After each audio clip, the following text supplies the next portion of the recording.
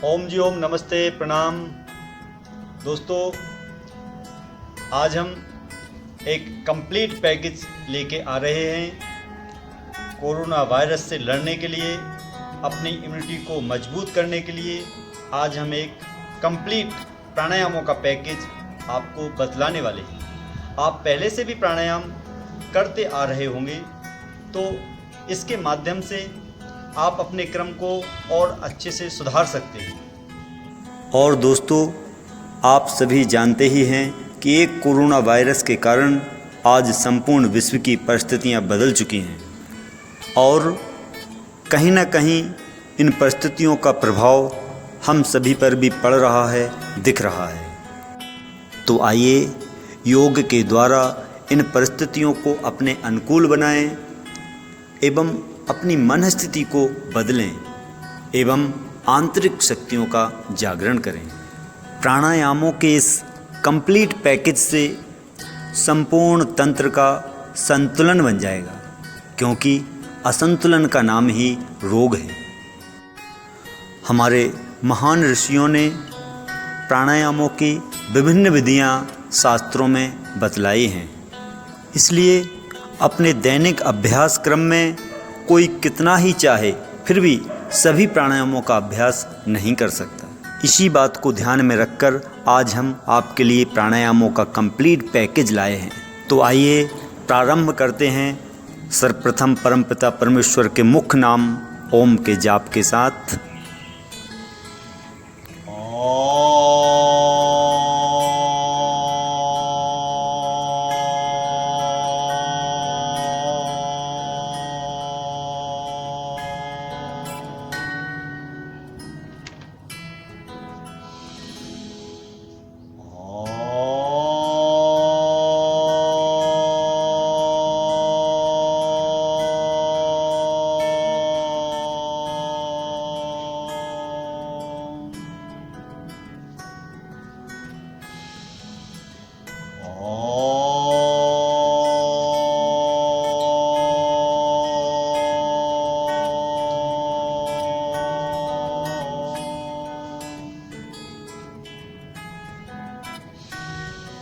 ओम भूर्भुवस्वः तत्सवितुर्वरेण्यं भर्गो देवस्य धीमहि धियो यो नः प्रचोदयात्।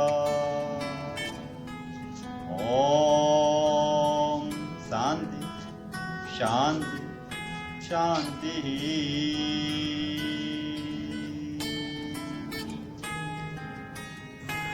प्राणायाम से पूर्व दोनों नासिका छिद्रों की सही तरीके से सफाई करना अति आवश्यक है।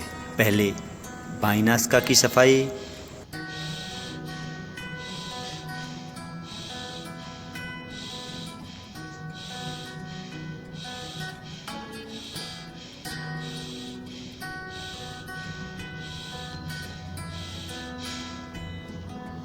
इसी प्रकार से दाईं नासिका की सफाई,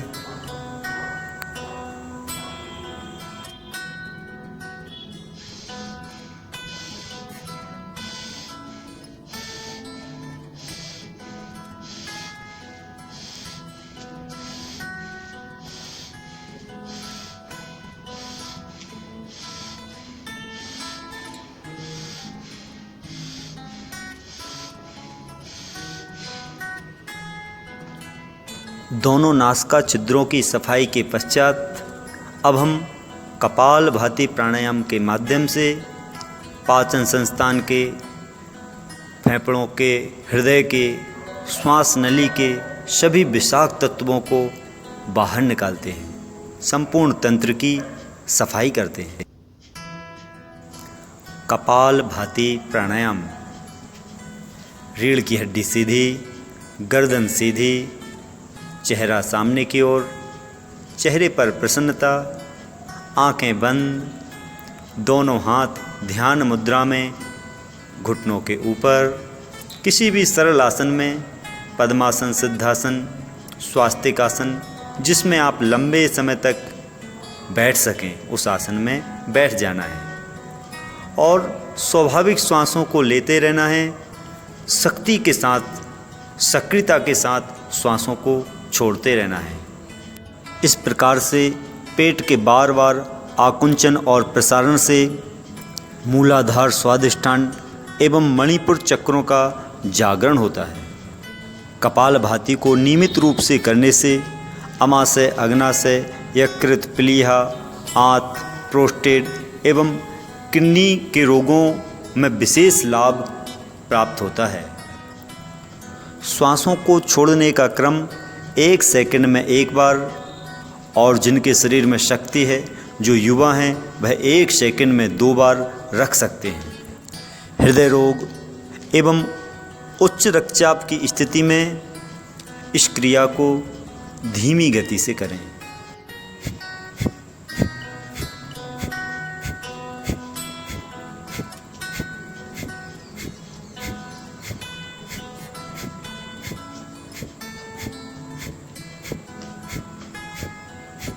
इस प्रकार से कपालभाति प्राणायाम कम से कम 5 मिनट और अधिकतम अपनी सामर्थ्य अनुसार कर सकते हैं। अगला प्राणायाम है भस्त्रिका प्राणायाम। इस प्राणायाम को हम 4 प्रकार से करेंगे। पहला भाग, श्वासों को खींचना है, छोड़ना है। दोनों हाथ घुटनों पर, रीढ़ की हड्डी सीधी, चेहरे पर शांति, धैर्य। किसी भी सरल आसन में बैठकर श्वासों को डायाफ्राम तक ले जाना है, बाहर निकाल देना है।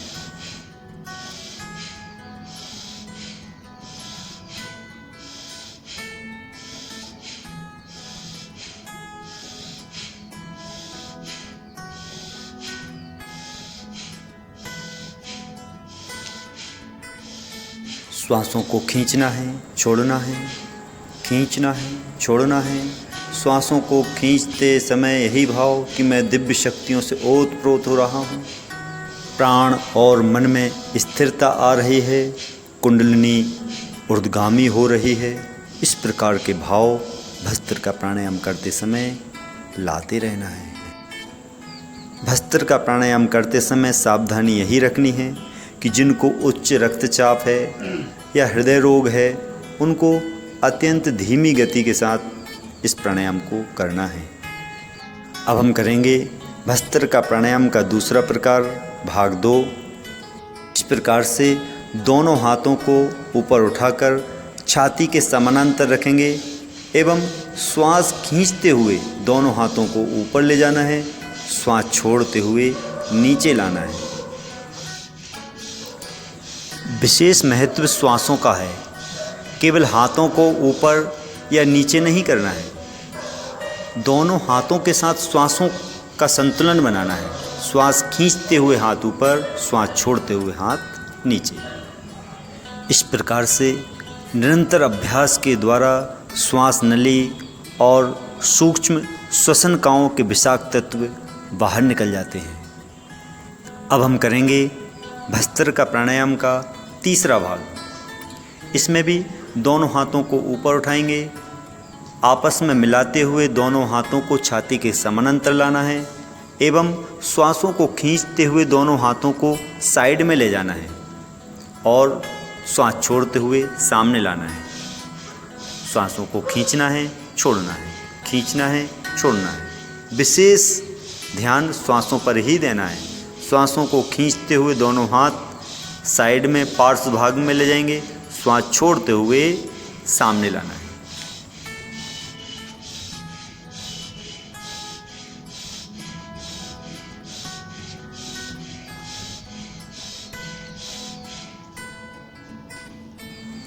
आराम से दोनों हाथों को नीचे लाना है, अपने आप में ही खो जाना है।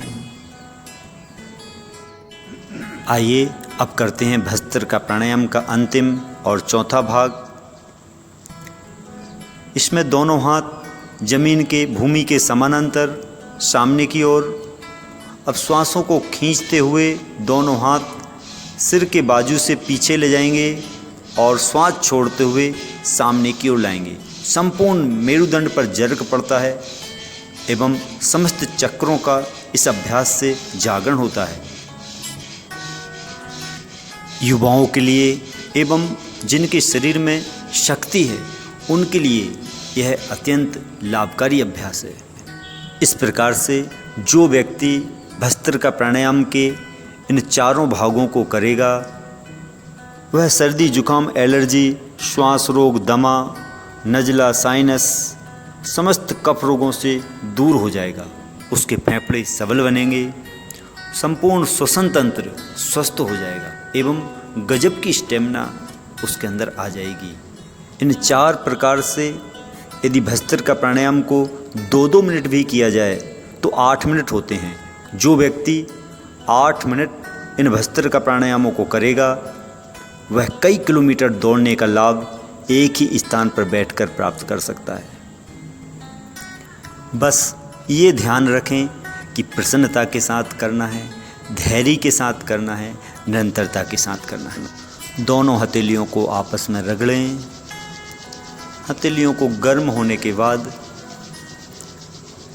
आराम से आँखों पर लगा लेना है।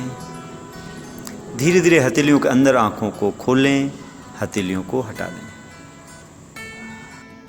जो नए अभ्यासी हैं, प्रारंभिक काल में उनके शरीर में जकड़न आ जाती है, उसे दूर करने के लिए पैरों की उंगलियों से लेकर मस्तिष्क तक सभी अंगों का सूक्ष्म व्यायाम कर लें। यहाँ पर हम केवल सांकेतिक रूप से बटरफ्लाई करके दिखा रहे हैं, आपको सभी सूक्ष्म व्यायाम करना है।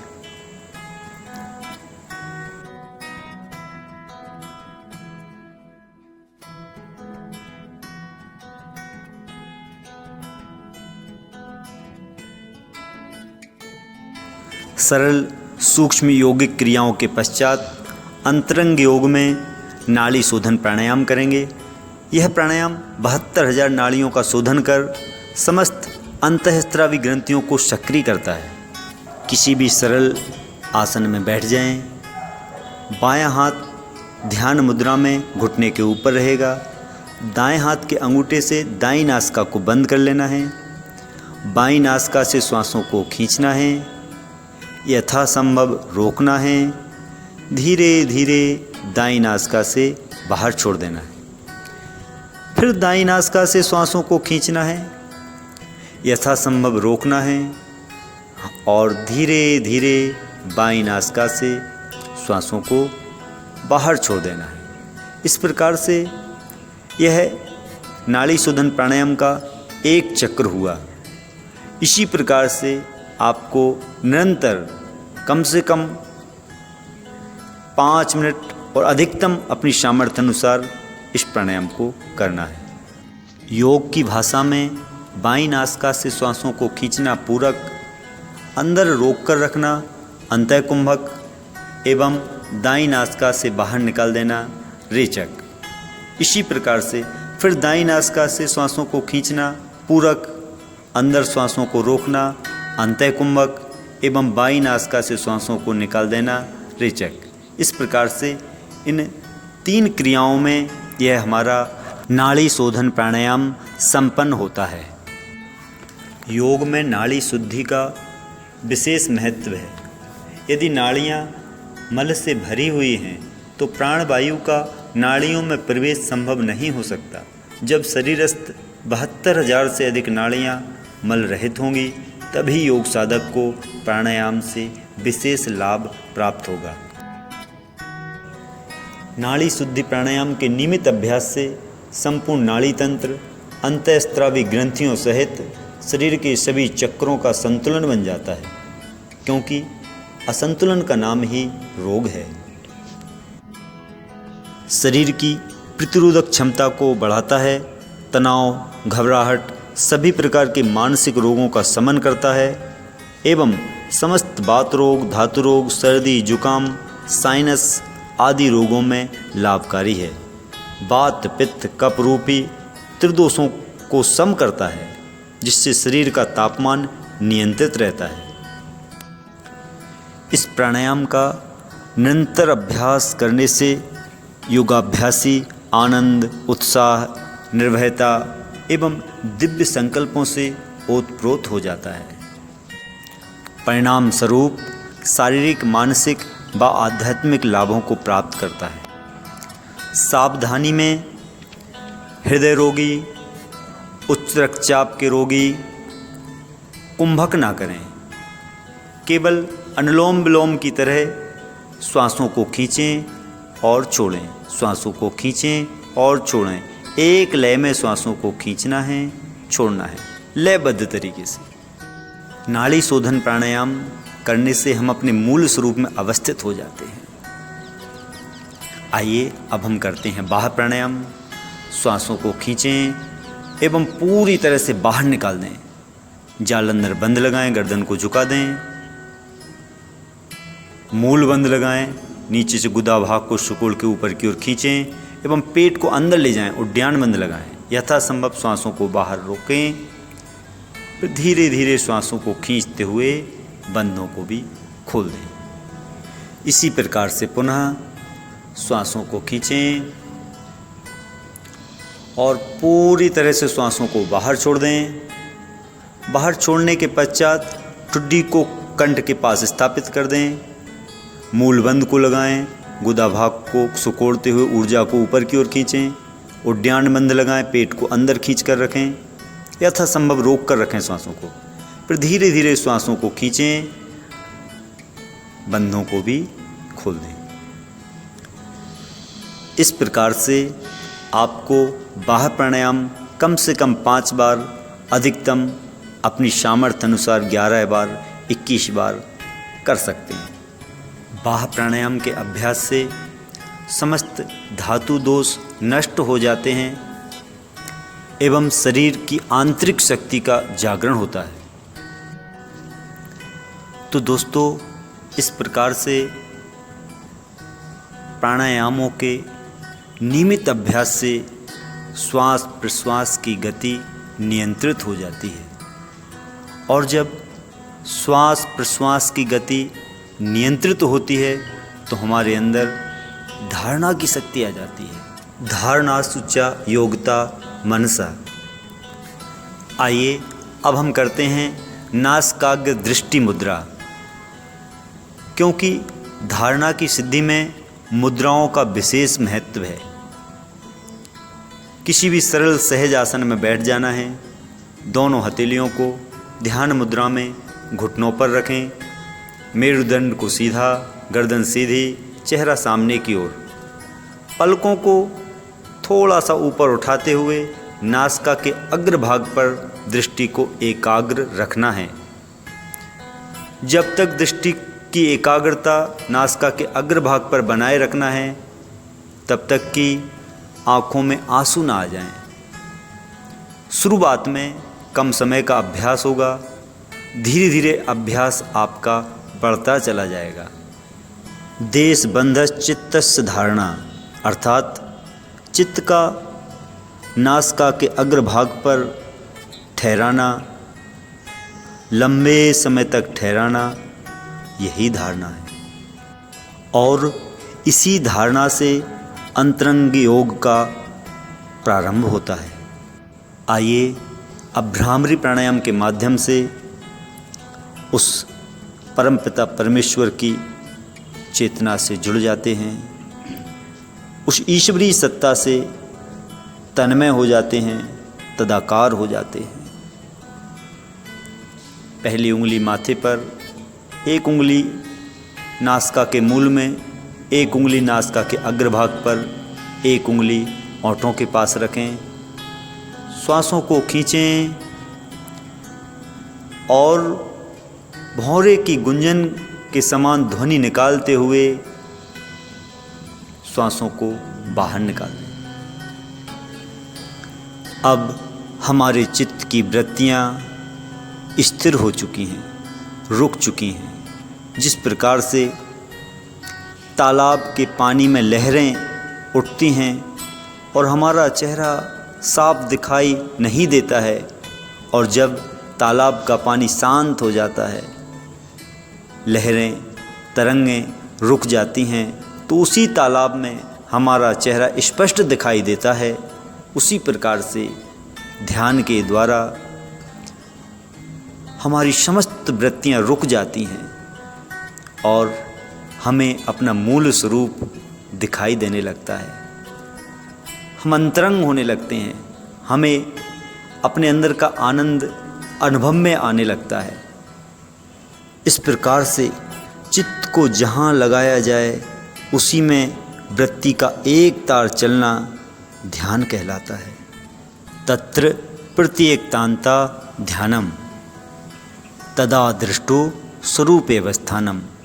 हम अपने मूल स्वरूप में अवस्थित हो जाते हैं, हम अपने स्वभाव में अवस्थित हो जाते हैं, हम दृष्टा भाव में आ जाते हैं, आत्म भाव में आ जाते हैं। आइए अब उस अनंत से जुड़ जाते हैं, उस परम पिता परमेश्वर के मुख्य नाम ओम का जाप।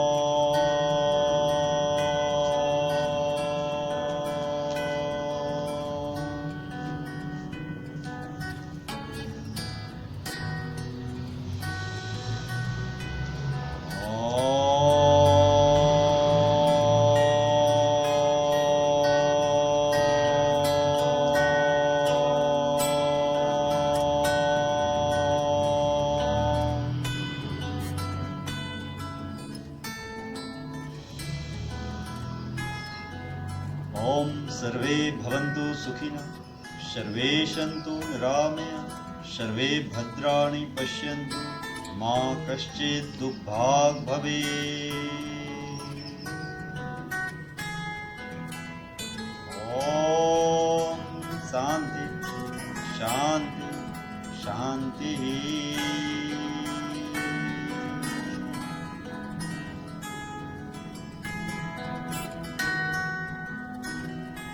दोनों हथेलियों को आपस में रगड़ें, हथेलियों को अच्छे से गर्म कर लें, हथेलियों को आँखों पर रख आंतरिक जगत के दर्शन करें। प्रयत्न शिथिल अनंत समपत्तिभ्यम। अब अपने प्रयत्नों को शिथिल कर दें, उस अनंत से जुड़ जाएं। यही तो जीवन का आनंद है।